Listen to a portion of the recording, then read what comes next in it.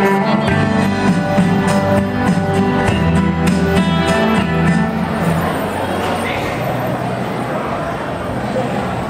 you see them in real life, they don't look like twins, but if you see them in pictures, they look like twins.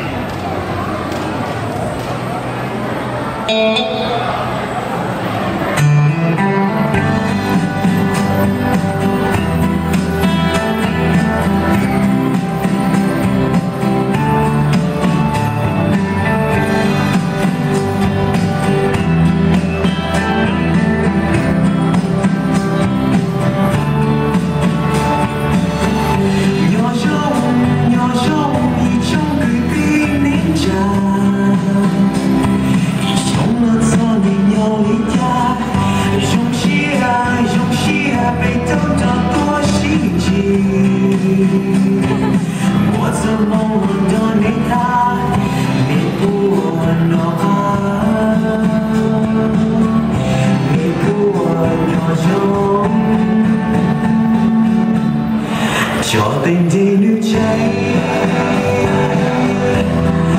cũng sao khi lo chạy nhỏ yêu kia đây ta muốn chạy muda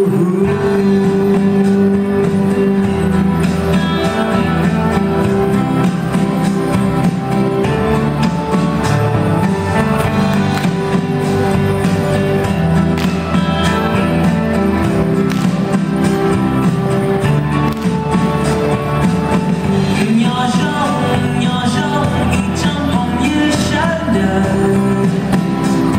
không bỏ lỡ những video hấp dẫn.